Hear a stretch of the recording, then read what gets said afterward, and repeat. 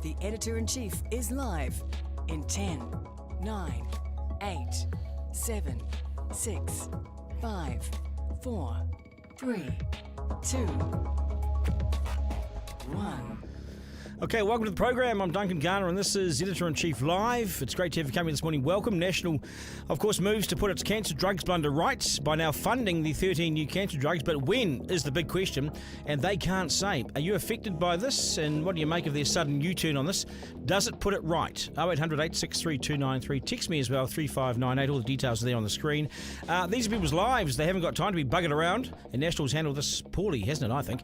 We are live across social media this morning on Rover, YouTube, live on TikTok, live on Twitch as well, and on Facebook. Didn't even know what Twitch was last week. Willie's in the big chair, so if anything goes wrong, it's his fault.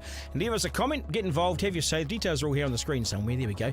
If you're watching on YouTube, leave us a message as well. I'm Duncan at rover.nz. Always appreciate your feedback. But right now, it is news time, and here's MediaWorks Deputy News Editor, Grace Cocker. Warned against breaking a promise to cancer patients twice. 15 organisations have written an open letter following whiplash over drug funding promises. Patient Voice Aotearoa's Malcolm Mulholland says there's a lot at stake. Bit different from saying I'm going to fund a road to be built. Lives are actually depending on this decision whether or not patients will die. Another 4 hostages are believed to have been killed in captivity in Gaza. The Israeli military has released a statement confirming the bodies are being held by Hamas. CNN's Jeremy Diamond says it does suggest they may have been killed by friendly fire. They assessed that the 4 of them were killed while together in an area of Khan Yunis during a military operation there against Hamas. Meanwhile, the US says it's yet to hear back from Hamas on a ceasefire proposal put forward by President Joe Biden. State Department spokesperson Matthew Miller says he was completely confident that Israel agrees to it. An aide to Prime Minister Benjamin Netanyahu says while they have accepted the framework, it's flawed and needs more work. Back home, David Seymour is officially in the hot seat for the next few days. Prime Minister Christopher Luxon is visiting Niue and Fiji, while his first deputy, Winston Peters, is strengthening ties in Southeast Asia. With both first and second in charge out of the country, it leaves the ACT leader running things for a few days. A new committee wants to revamp local elections. It includes trying to boost voter turnout and rolling out 4-year terms. Chair Nelson Mayor Nick Smith says the writing's on the wall. Participation in council elections over the last 30 years has declined down to about 40%. A huge pay gap at the blood service is being called out by workers. 290 staff are downing tools for 24 hours. PSA Union's Sian Dalloway says it's grossly unfair. We're being paid 15 to 35% less than our tawhata or colleagues. We're doing the same work and we should be valued in the same way. To sport, 8 games in netball's ANZ Premiership without a win for the Northern Stars. They've gone down 60-56 to the Magic in Auckland. 18-year-old forward Millie Clegg scored her first goal for the Football Ferns, who lost their friendly 4-1 to Japan in Spain. And the Super Rugby quarterfinals kick off on Friday. The Chiefs are hosting the Reds at Waikato Stadium. Tickets go on sale at 9 o'clock this morning. That's news and sport. Okay, Grace, g'day, nice to see you. The blood workers, $500 a week they're paid less than their counterparts at Te Whatu Ora. That's ridiculous. Yeah, it's somewhere between 15 to 35%, give or take. Right. So, Why is that fair? How's that ever been fair? They've been too quiet for too long. Seems like it. They've had 7 months in negotiations, nothing's been working. So I think they've just been busy behind the scenes doing this one. Yeah, do you give blood? Every time I've gone to give blood, I've unfortunately had something happen, like I've gotten sick or I've got a tattoo but I always see the signs and go, I need to do it. So I'm going to use this as my motivation to just go in. At school, it was always good. She's got the period off, you see. She had an hour off and some biggies. I do remember that, yeah, the cameo creams. That's the one. Good on you, Ray. 2, Okay, good to have you come here this morning. We are live. 2. We are live. Yes, we are. Right. The government broke a key election promise to fund 13 specific cancer drugs when it outlined its budget priorities last Thursday, much to the horror, of course, of cancer victims, survivors, advocates, doctors, and anyone affected in any way by the disease. But over the weekend, they started to walk it back and intimate that, yes, they now would fund it. This was on Q&A. This is the backtrack. During the election campaign, National promised to fund 13 cancer drugs. What New Zealanders were set to benefit from that funding? There were about 1,000 New Zealanders who were set to All right, so much of the damage, of course, has already been done, and this is a government who clearly underestimated the fallout from what amounts to a dreadful broken promise. It's playing with people's lives and hopes and dreams and aspirations, and it's cruel to raise hopes and then dash them by simply not doing what you said you'd do.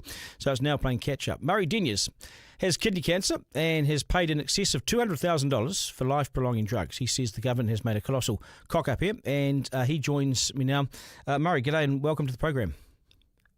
Good morning, Duncan. How are you? Yeah, good. How you've described it as a colossal cock-up. Probably don't need to go much further. But what was your reaction when you saw last week that no, it's not going to happen? Yeah, and I think that the problem when a government makes such a very specific promise, where they've named 13 cancer drugs that they are saying in an election promise that they will fund, and then that means there are thousands of individual Kiwis out there who have been waiting for those drugs to prolong or extend their lives, and then you get to the budget day and the rug's pulled out. So you've personally disappointed and upset a whole lot of people and we're talking about people's lives here. So, some of those people, if a year goes by, will not be around to get the benefit of those drugs. So, unfortunately, if you make a specific promise like that, you need to deliver on it. And that's the thing, isn't it? This is not a road, or it's not a sort of a pedestrian crossing. These are people's lives. And my father actually died of kidney cancer, and this was 14 years ago. And you don't have much time, so you can't wait another year, or you can't wait in limbo for this sort of thing. Now they've suggested that they're going to look at it now and get it done. It's sort of a bit now it's all rushed, I suppose, isn't it? They're trying to get it done because they've been embarrassed. Yeah, it's hard to tell, but it sounds to me like it's gotten a bit more complicated than they expected to be able to actually get on and do these things. They potentially should have known about that before they made the promise, perhaps. There's been some positive noises made. Nicola Willis, I think you played the clip there, saying that they will get onto it and this will be fixed, but we don't have a time frame. And so we're still sitting in limbo land with a whole lot of people, waiting to hear an answer on these drugs. And it's hard enough to stay positive when you're living with a cancer than to not know exactly when these things might actually come to pass. It's a dreadful system, isn't it? Really, when you think about it. And you've I think paid upwards of $200,000 for drugs to prolong your life. Is that correct? Yeah, that's correct. And about 34,000 of that's GST that I've been charged on top of the cost of the drugs as well. And these are, in my case, these are drugs that are publicly funded in pretty much every other OECD country. The one I'm on at the moment has been on Pharmac's options for investment list. It's, gee, I wish we could fund this list for just over 10 years now. So it's not some new cutting edge medicine. It's absolutely the standard of care. The only kidney cancer drug that's currently funded is one that is over 20 years old, has brutal side effects. I know because I was on it for almost a year. This is the larger problem, is that as a country we are miles and miles behind the rest of the world in terms of our medicines funding. Well, I wonder, and in the past we've called this is a perk to get this sort of the funding to get these sort of drugs. We're lucky if we get them. I reckon now it's basic human right. If you look at the other countries that have them around the Western world, we are so far down the list now. We are third world, and we are so far behind that you have to wonder: is this now almost like a legal case around human rights? Yeah, well, I mean, it is a tragedy. We literally, I mean, I think our per capita health spend is sort of mid-pack in the OECD, but the percentage of our health budget that we spend on medicines is about a quarter of what others spend. So OECD average, 16% of your health budget goes on medicines. In our case, it's somewhere between 4 and 5. And that works out, a good yardstick is what do we spend per capita, per person on medicine? And in our case, we sit off the bottom of the OECD. Countries like Lithuania and Estonia spend more on medicines per capita than we do. This is a system that Pharmac was established in 93, I think, and made good sense to centralise our buying power into one agency. But successive governments have simply forgotten to increase its capped budget, and we now find ourselves at the bottom of the table, and people are moving to Australia or setting up Give a Little Pages. I mean, that becomes the welfare agency. I mean, Give a Little Pages are the option, and then of course going to Australia or dying. I mean, if you've got money, you can survive a bit longer, but that means in cancer treatments for the wealthy. I mean, it's bloody ridiculous. It is, and it's weird. I feel fortunate, which is weird to say when you're living with a life-threatening cancer. But I mean, I've been fortunate enough that I've been able to fund my own treatment, but. $200,000. How many people have 200 grand lying around, there's at least 1,000 metastatic kidney cancer patients in this country.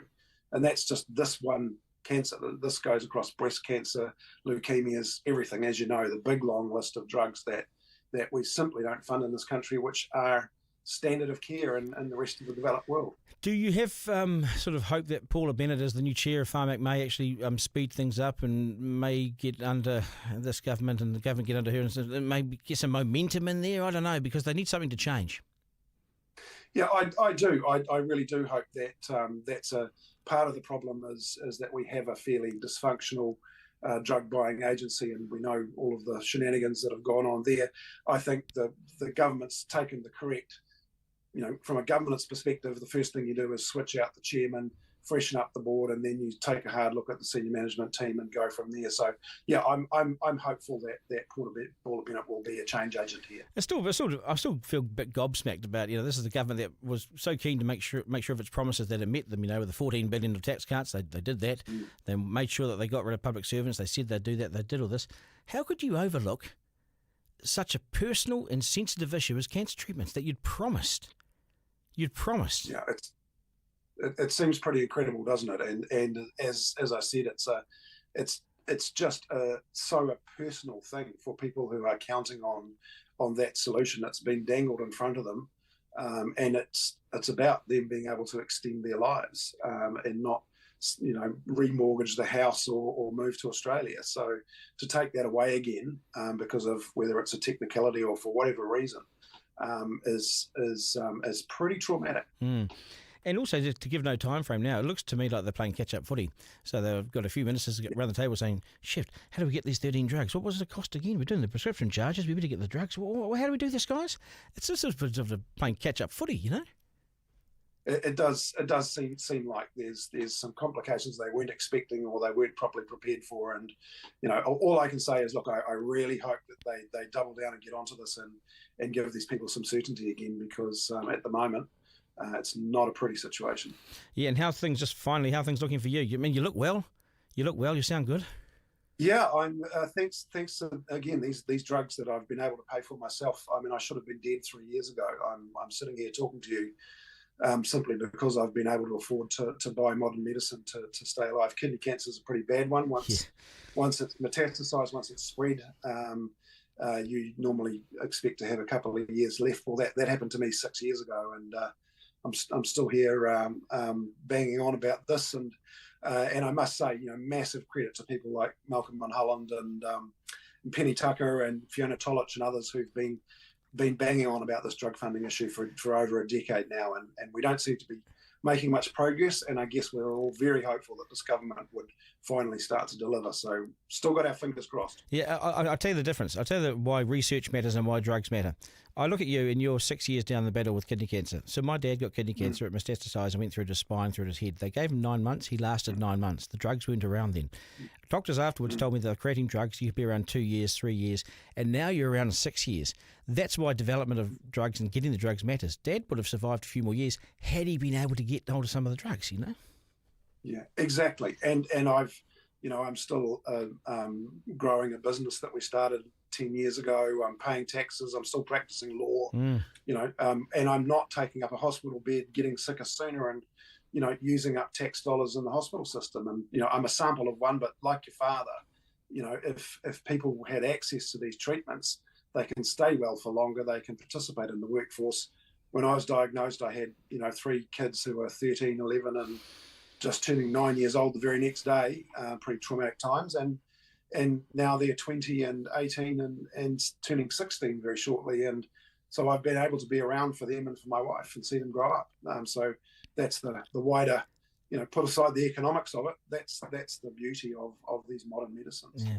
Hey, Murray, great talking to you, mate. All the very best, and we certainly appreciate your time on the podcast. Go well, go hard. Well done. Yeah. Duncan Garner. Okay, so I have some questions for you. 3 questions from the Editor-in-Chief. 1. Okay, number 1 today. Who said this? Who was the person that said this on cancer care policy? Quote, "It's not right that the government can find $3 billion for the Shane Jones slush fund, but it can't afford life-saving drugs.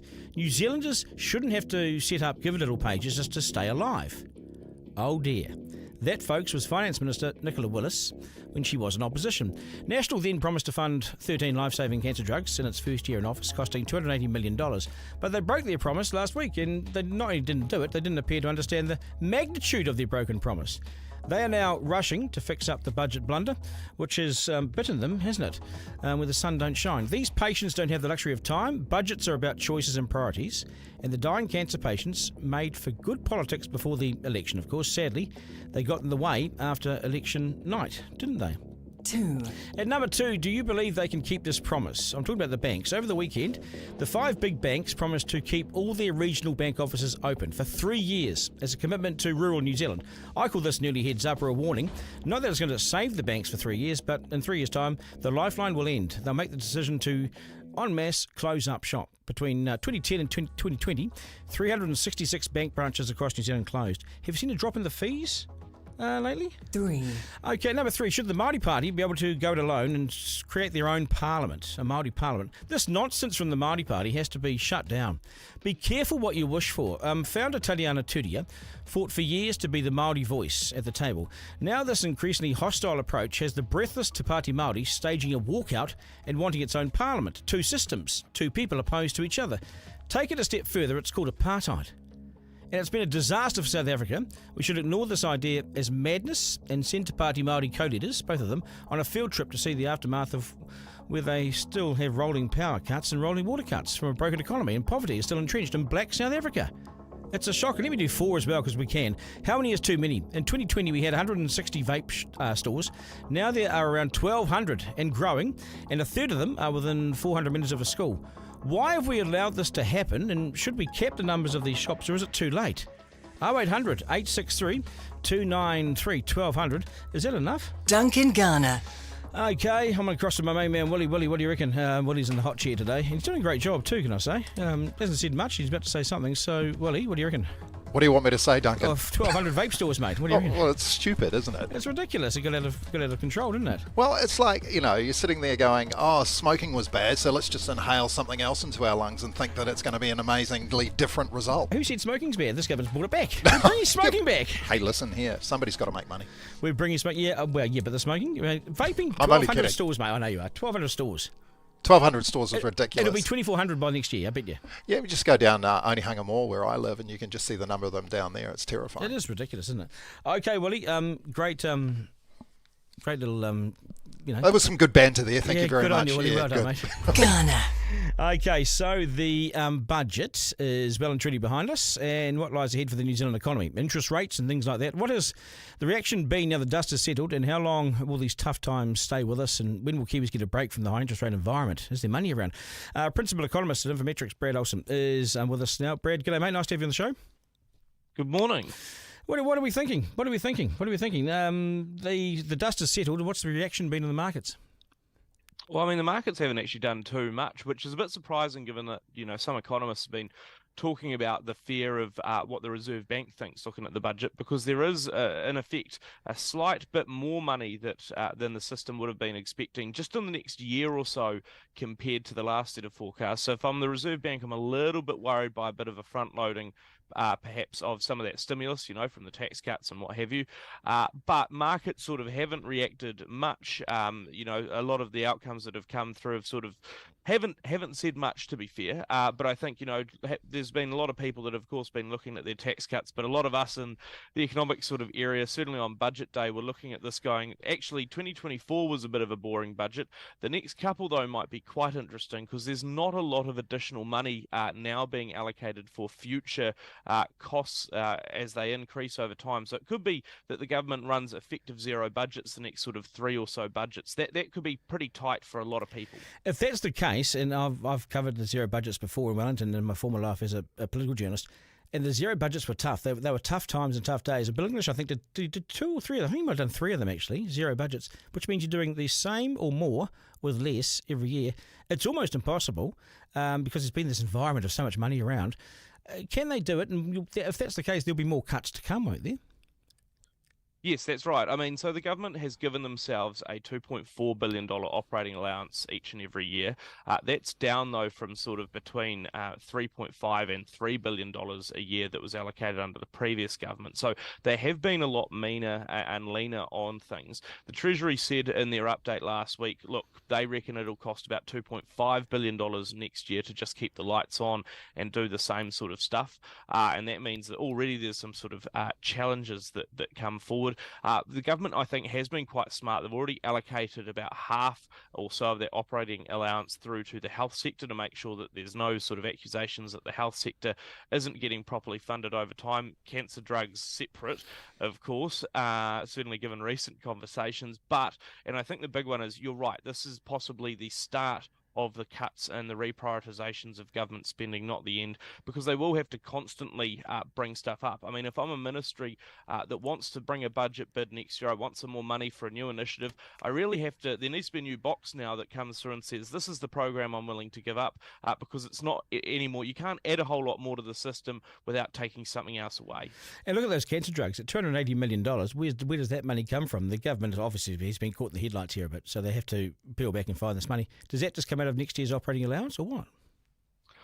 I mean, possibly. I mean, that is one of the things where, you know, certainly on the day, this was a question, the cancer drugs were raised quite a bit in the budget lockup, and sort of, I think that's probably when the government got a bit of a feeling of, you know, that they might not have covered every base there. But as you sort of went through the rest of the day, and certainly the last couple, it's come up even more, and they do seem to be moving on it with urgency. So, I mean, in a sense, that might also come from borrowing, given that effectively, because of how challenging the economy now looks to Treasury thinks they're going to get less tax money in. If they get less tax money in, then that could grow the deficit even larger. So there is quite a lot of, if you will, challenge and compromise here. I mean, to give you some numbers, the government's expected now to spend $16 billion less the next 4 years than it was originally expecting.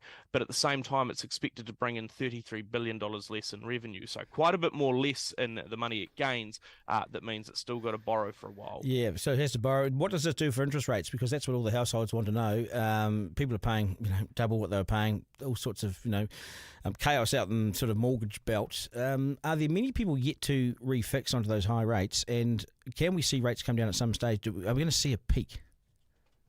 I think we've probably seen the peak in terms of where sort of an advertised interest rate is, because you've actually seen a lot of banks that have been bringing down some of their fixed mortgage rates over the last sort of couple of months, just because there haven't been as many house sales, and they've still got to get money as the bank, so they've got to be a bit more competitive. But our analysis and the Reserve Bank's analysis suggests that about 85% of households have refixed onto a higher mortgage rate already, so most of them have already felt that greater pain. There's still a few more to come off. But in terms of that relief, I think, I mean, even looking at some of the stuff from the Treasury last week, it's going to take a while. You know, the unemployment rate's expected to get to 5% towards the end of this year. Inflation's expected to get just within the top of the band at the end of this year. That's the good news. But you and I have both seen what the Reserve Bank's been saying in recent weeks. Anything more that spooks them could push those interest rate cuts well into 2025. And that means that although there's sort of still that mentality of survive for another year, it's just how far into next year we might have to go. And we've seen that they don't want inflation to rear its ugly head again, because it's such a killer. It's such a family killer, and it's an income killer. It's a mortgage killer. It's all these things, right? So just the whole economy just goes to sleep. So with that, do you think that they could hold this for longer, and it could go into 2026? If you're talking about unemployment peaking at 5% later this year, and then you're going to have the flow-on effect of interest rates coming down very slowly, this could go on further than 2025, couldn't it? Well, I mean, there's a risk. I really would like to say that it's an outside risk, but I mean, geez, given the last couple of years, you just don't know, right? I think, though, and here's how I think the economy moves from here. Once you've got that unemployment rate up at that higher level, because businesses won't be seeing quite as much spending, there's not going to be as many jobs around, people won't be able to pay as much for stuff, and that means that businesses surely at that point just cannot be raising prices like they were before, because they'll be losing too much on further sales. So that's sort of the bit that we're waiting for. And to be fair, given how bad the economy seems to be feeling at the moment, you do also wonder if there's just a couple of months until some of that data starts to come through that shows that businesses aren't pushing on those price and cost increases quite as much. But the longer it goes on, the harder the hit will be. And I think probably most importantly, even if you do start to get those interest rate declines coming through, let's call it even just start of next year at the moment, it's not going to be huge. You're not going to see an interest rate of 2 or 3% anytime soon outside of another economic catastrophe. So I think households will be looking for just a bit of relief to make life easier, but it won't necessarily be an easy life at the end of it. I want to ask you a question here. You may find it difficult, but if you were the Reserve Bank governor, would you loosen? Would you cut rates now? No, I wouldn't. And I think, and my big challenge, and I see where the Reserve Bank's coming from, is that sticky domestic inflation is still too high. It's still way too uncomfortable for me to cut. But I also wouldn't be talking about needing to raise. I'd be saying, look, the plan is working a bit slower than I'd hoped, but the plan is working. By the time we get that evidence, I've got to be forward-looking as a Reserve Bank governor in this hypothetical. So once I've sort of seen some of those trends coming back towards normal, I think given another sort of 2 quarters worth of data or so, that's when you start to get that evidence that you can move and it will come through in the next 12 months after that. So that's why I'd be thinking end of this year, start of next year is my sort of pick. The Reserve Bank, I think, has gone out longer and talked about having to go higher. But I think that's partly them trying to shock the markets because the markets just want to go into overdrive of cuts, and that wouldn't actually help the economy at the moment. Yep, you're the man, Brad. Always appreciate time on the program. All the best. Thank you. Okay, boss. Duncan Garner, live. 0800 863 293. What's your mortgage rate doing for you? What's been the hit? How hard is it to pay your mortgage, and what's it done to your family life, to your shopping, to how you live your lives? 0800 863 293. Bit of feedback coming here, Duncan. Cold and foggy in Lake Karapira. Thank you, Marty. Suzanne says, Duncan, it appears that the government's surprised by the reaction to the broken promise from cancer drugs. It's scary how out of touch they are. Yeah, I can't believe that they thought there was a surprise. They promised it. It didn't deliver. Forrester, you got some TikTok feedback. Yeah, that's right. I do. People on TikTok arguing whether this budget is good or not, saying they've made such a good budget, and asking you why you don't paint the government in a good light. I guess praising the fast track bill and also saying more small businesses are closing every day and putting pressure on the welfare system. Yeah, well, there's about 1,200 retail shops I think will close in the next year. They don't think they'll make it. So, yeah, that's a bit freaky for that market. Forrester, the man, thank you, sir. Garner.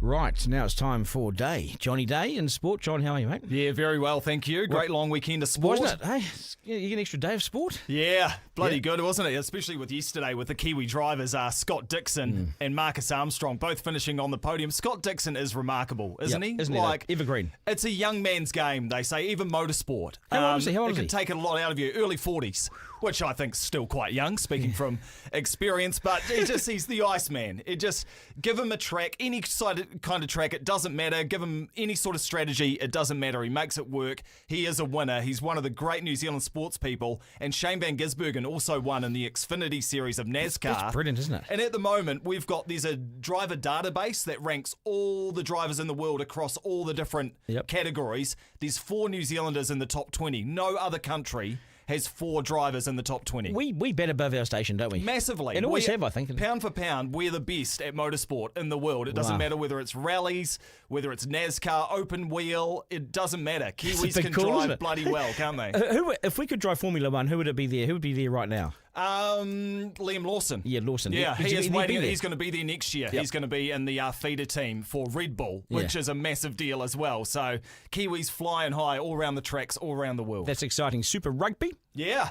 Well, my Crusaders, more to the point, the Melbourne Rebels couldn't do it. Yeah, goodbye Crusaders. 7 years in a row they won Super Rugby, and now they can't even make the playoffs in a 12-team competition. They have been there before, but years and years ago they did 8 years running, but they didn't make didn't win anything. So that's okay. That's true. I know, but all the other New Zealand teams, of course, playing quarterfinal footy, which is great to see. The Highlanders going over to Canberra this weekend. How do you not make the quarterfinals? I know. It's not the toughest competition in the world. There's no South African teams. You've got to make the top, 8? A top 8 out of 12, I know. And everyone's like, Rob Penny had a lot of players not available to him this year and a lot of excuses, but ultimately, you should still be able to get 30 New Zealand rugby players and get them into the top 8 of a 12-team comp. Let's have a minute silence for the Crusaders. No? So, yeah. I don't think anyone else in the country is upset, are they? And the Hurricanes... Thank you, Willie. That about sums up the Crusaders season. The Hurricanes, the team at the start of the year where you looked at their squad and you were like, oh yeah, that's pretty exciting. Exciting, yeah. But where's the real big game mentality? Artie Sevilla's gone, Dane Coles they've got is it, mate. gone, but they finished top of the table and they are looking really good. So that number 8, is he going to be an All Black? Lose, is it? Braden Uose. Yeah, Uose, that guy. Well, he's right on the cusp. I'm not sure because you've got Artie who starts at number 8 and then you've got a few other guys who can kind of fill in there. Though, Luke Jacobson, yeah. and you've got Ethan Blackadder can play all 3 positions, and Cullen Grace. Satutu. But yeah, Satutu, who's had an amazing season. So there's a few guys ahead of him, but yeah, he's a damn good player. And the Karifi. Sure. Karifi. I mean, I've always liked this guy, but he doesn't seem to go next level. Yeah, I've just been on the phone with him. Oh, how is he? All right? He's all right. He's worried about his fiancée, actually, Mila Rialu Buchanan, who plays for the Northern Stars in the netball last night. She suffered a potentially serious knee injury last night, losing to the Magic. The Stars are 0-8. This year in That's netball's shocking, isn't it? ANZ Premiership. Yeah, so the Crusaders aren't the only bad team in the country. Thank you, Stars. But yeah, Dupes, he was talking about sometimes he's not getting picked, sometimes he is, and just his attitude towards that. How good is he? Well, he's good. He's 27. He should be in the peak of his powers. He's been called into the All Blacks as kind of a training squad member before without reaching that test level. But what holds him back? Is it height, is it? I just think you've got to have a bit of a point of difference, and I think he's a hard worker and a good tackler, but we're seeing with Peter Lakai, who's got more skills, I think more power, more explosive power off the back of a scrum. He can play more than one position, whereas Karifi's just an open side flanker, really. Jeez. And there's a lot of good rugby players, especially loose forwards in New Zealand. It's going to be an interesting selection. It's exciting, isn't it? It's really exciting. It's really exciting. Yeah. Okay, T20 cricket, I didn't realise that was underway. Yeah, it's in America, which makes it even weirder as well. America and the West Indies are hosting the T20 World Cup. The USA played Canada in the opening game in Dallas, Texas. And hearing Americans commentate cricket is just blowing my mind, doing weird things. And Corey Anderson plays for America, the old Black Caps all-rounder. And he took a wicket with his first ball. And Papua New Guinea almost beat the West Indies. We're playing Afghanistan in our first game, and they're playing Uganda later today. What's America doing hosting this? I don't know. They've got Major League Cricket there now, so there's lots of expats like there are everywhere around the world. You'll find someone who's into cricket, and it's just another market. You've got 350 million people in America, and if there's enough of them who enjoy cricket, it makes a lot of money. So, yeah. Well, do you think? I mean, they could be good at anything, right? Because they got the population. Could they play cricket? Well, they are playing cricket right now, and they beat Canada, the powerhouse of cricket, Canada. So, what about Netherlands? Are they there? Yeah, they normally will be. There's 20 teams, so basically everyone's there. Right. And so, and are we good? Are we up for it? We're playing on Saturday against Afghanistan, and we had no warm-up games coming into this, which is interesting. So we're just backing on our experience. It's the same group of guys who always make the finals of basically every tournament they go into. They're pretty good, aren't they? They're really good. Yeah, well coached and well run. French Open? Yeah, Novak. 2 5-set matches he's come through, and before this tournament, he hasn't won a tournament this year, Novak Djokovic, which is quite incredible, and he's just struggling his way through. But not one this year. No titles. That'd be the first time in his career history. Well and truly, yeah. Like he's got 23, 24 Grand Slams, and with no Rafael Nadal there anymore, you're thinking this is probably Novak's to lose, but no, you'd probably say Carlos Alcaraz at this point in time, the young Frenchman, looking good. Daniil Medvedev, who was the 5th seed, knocked out by Alex de Minaur, an Australian. I like Medvedev. So we've got an Aussie bloke in the quarterfinals for the first time in 20 years. What did I see Ryan Fox do? Ryan Fox was top 10. He was winning the Canadian Open at the weekend after 2 rounds, and then the third round was winning by 4 shots. By the end of the round, he was down by 4 shots. What happens is he just can't get that final round, can he? Well, it's really hard golf for a start. If you've ever tried, and the PGA Tour makes it even harder. So all the greens are lightning quick. If you miss the fairways, the rough is long, and you just get punished for making mistakes. And you're against the world's best golfers. This is his first time or first full year on the PGA Tour, and those more moments he has of seeing victory slip through his fingers, the closer he is to getting that big win, I reckon. And, the feeling of losing, you'll know that feeling a lot. And then when the feeling of winning is so good, so he'll want to get there. You're talking about the Crusaders again? Yeah, sorry, mate. Yeah. And the Warriors now this is interesting, the Warriors team. This is very interesting, I think, today at 6 o'clock when we see this team to face the Cowboys, because the young blokes have done the job I know. that the old guys couldn't. What do you do? Well, I think Andrew Webster's a kind of calm, cool, collected, believe in the process sort of guy, isn't he? He's not like, oh, these young guys are good, let's keep on going. I think he'll name Johnson again. Sean Johnson will be back, won't he? Yeah, and Tohu Harris. Yeah, he'll be captain. Yep. Will definitely be back, but whether he can maybe sneak a Tane Tuopiki, the young fullback, somewhere in the 17 would be I think he interesting. Will. I think he will. Yeah. Because you have to reward success somewhere. Yeah, Show them a absolutely. pathway. Yeah. And Chanel Harris-Tavita's been playing so well He's on the bench. good too, isn't he? The depth is there, just whether Webster wants to use it against the Cowboys this week will be interesting. We've got State of Origin tomorrow night as well, Duncan. Are you red or blue? Oh, mate, Queensland. Yeah, Maroon. me too. Maroon. All day. Okay, mate. Cheers, Good mate. to see you, Johnny. Duncan Garner, live. Okay, so over the weekend, I went and watched the Warriors under-14 side take on a local rep team called Tahitanga. Now, I know some of these boys, they played league with my son, and they're his mates, right? My son switched to rugby 2 years ago, so, I've had a good look at both codes in the last few years. And here's what's wrong with rugby, and one reason why it's dying, in my view. League is crushing it right now because they have these pathways, like the Junior Warriors. They have these Aussie clubs come here, they hold academies, they pick players, they have academy days. They select local players, they train them, they shower them with playing gear and other perks. And the scouts turned out yesterday to spy on players, and which ones might just get a lucrative tap on the shoulder to head to Sydney or Melbourne or Brisbane. Rugby got none of this. When I played, we strived to represent our province. For me, there was the role of Mills and the Walter Dixons and North Harbour under-13s, 14s, 15s, 16s, secondary schools, under-19s, 21s. There was a pathway to that provincial rugby. And I was fortunate enough to play for some of those teams. They've all gone. There is no pathway or recognition of the best players. Nothing in rugby. Just a school comp. It's poor and it's visionless. And rugby is getting its ass handed to it right now. Big time. It's a real worry. What do you think these boys do with the downtime? They go and play basketball or they play rugby league. It doesn't offer them anything past one game a week. And that's because the nincompoops in charge some time ago decided to make it about participation rather than winning or being a competitive sport. So they're just there to participate, nothing too competitive. Go jump in the lake. Parade these idiots and let's see their faces. It's bloody ridiculous. Rugby not being competitive? It's sure not right now with all the action at the elite level of the game and nothing at the bottom. And the administrators giving the youngsters nothing to strive for. It's such a problem. It's just dumb. It is short-sighted. And if it doesn't change, rugby will be all but dead in the next 30 years, I reckon, here. Far too many people involved in the game are blocking its progress and taking it backwards. It makes me furious. Rules that reduce contact so people don't get injured. It's crazy. Play hard within the rules is fine, but change the rules to make it no better than aggressive netball, and the game is doomed. It's lying to itself. Because go next level and it's brutal.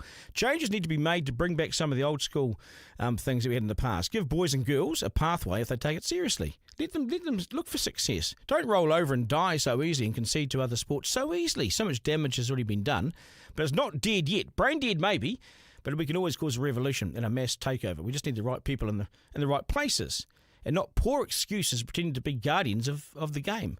I don't know who they are, but keep the lights on when you leave, please, because some of us aren't prepared to see the game die because of your deluded thoughts and plans. Honestly, how to ruin a game in 2 decades, I just hope it's not terminal, that's for sure. It feels like it is. Duncan Garner.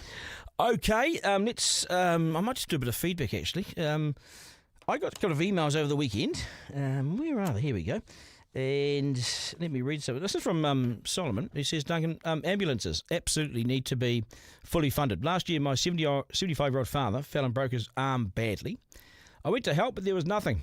Nothing I could do apart from watch him lie on the floor in pain. What was worse is that he has Parkinson's, which is making his broken arm shake, causing more pain. I wanted to take him to hospital myself, but due to his injury, I could not do it. It took 3 hours for the ambulances to show up. 3 hours! Willie, have you ever had to wait for an ambulance? Willie, have you ever had to wait for an ambulance, mate? What's the longest you've had to wait for an ambulance? You ever used the service? Not in New Zealand, but in about 5 hours. I was picked up real quick, but I was lying on the road in the middle of a road surrounded. I got knocked off a motorbike. Antics? No, not my fault. I was driving to work. Where were you? I was in Sydney, and a person just drove in front of me. Oh, wow. Yeah, I couldn't stop, and I just used their A-pillar to stop my collarbone. And how quickly was the ambulance there? Oh, within minutes, but I was very, very close to RPA. So, yeah, but this letter I'm reading is terrific. It took 3 hours. Thanks, Willie. Sorry about that. No, well said, Willie. You are on fire. It took 3 hours for the ambulance to show up. I'm not criticising the staff, as they're fantastic, but St John's are clearly overworked and under-resourced. Keep up the good work. And Solly says this, if the government listened to your podcast to fix the issues you raise from the people you talk to, New Zealand would be a pretty good place. That's kind. There you go. Yeah, there's another one, Willie. Listen to this one. Hi, Duncan. Just a quick update from me. The lonely lady surrounded by people. I want to let you know I love your new live show. Well done. I now listen to it while I'm doing my exercises post my hip replacement, which are pretty repetitive. I soon realised after writing to you that my problem was the toxic relationship I was in and finding it hard to let go because of fear of loneliness. It was a lesson. Anyway, my friends have all helped look after me since my op, as I live on my own, and after a month I'm driving again, and I tell them, listen to Duncan. He has the finger on the pulse of our nation. You have the magical gift of kindly and patiently drawing people out and helping them talk about their passions, whether it's sailing with Pete Montgomery or their son with Flinney or the underprivileged with David Talley. No wonder we love you. Thank you, Duncan. Keep on being you, not afraid to be vulnerable and choosing exceptional Kiwis for us to get to know. Jenny. That's nice. It's very nice. Someone loves you. Someone has to, Willie. There you go. Yeah. I needed to keep telling more people about your podcast. He's lonely and looking for love. Ease up, China. I'm talking about you. Duncan. Oh, no, I can't read another one of these. No, I'm not going to read that. No, I'm not going to do that. No, is that enough? It's enough for one day. Forrester, anything more happening on TikTok? Yes, there is. Talk me through it, baby. Let's see what people are saying. No to St. John. I don't know what that means. No to St. John. I don't know if they're saying they don't want them or they want them to have more funding. They don't want an ambulance. Okay. Yeah, they need more funding. Yeah, people basically coming out in support of that, saying that rugby is outdated. Oh, yeah. It's a strong comment. Yeah. I see on TikTok too, just trying to... yeah, that one's come through there. The USA has 4 drivers in the top 20. Not just New Zealand, yeah. Exactly, so we're even with them. Yeah, have you had a haircut, Forrester? Yeah, man, rocking the mullet. You're rocking the mullet, yeah. It's not compulsory. Good on you, mate. The plants I see are still here, so we haven't had the receivers in to grab those. Do you know, are these leased plants, Willie, or do we own these? I think we actually do own them, but given it's a big company, we probably do lease them. Okay. Can we lock them in here, lock them down, because we pinched them from another department, and I like the way they feel. Okay, that's good. Is that right? There's just one more comment that I saw on TikTok, and Tama made the comment, when was the last time you played, and how are you qualified to have such strong opinions on rugby? Oh, wow. So I played most of my life. The last game I played, I was 35. Yeah. So I haven't played for 15 years. But before that, I've played for 30 years. Wow. That's a long time. Yeah, that's why I'm limping. And I may look young, but I feel about 90. And I played for all those rep teams and stuff, so I know what it was like as a young kid getting that North Harbour jersey and things like that. If there's no pathway, what's the point? They see their mates in rugby league going on to these club teams like the Eels and the Dragons and the Roosters at 14 and 15, and what are they doing? Playing for their school and nothing else. So I reject that. I'm probably not qualified, but I still know a little bit about rugby. That's us. This will be available as a podcast on Rover shortly, and wherever you get your podcast will be there. Thanks for your feedback and your support, or your questions. Quick mention also of our former colleague Rachel Smalley, who received a King's Birthday honour for her work in broadcasting and advocacy for cancer drugs. Well deserved, so well done, Rach. I'm Duncan at rover.nz. Keep in touch throughout the day. This will be on Rover shortly. To my team, Miranda Willie, Zarina Forrester, thanks guys. We'll do it again tomorrow. Remember, life is no dress rehearsal, no curtain raiser. This is it. This is the one you're living, okay? And we still live in one of the best places on earth. So get out and enjoy it. Have a great day. Take care, New Zealand.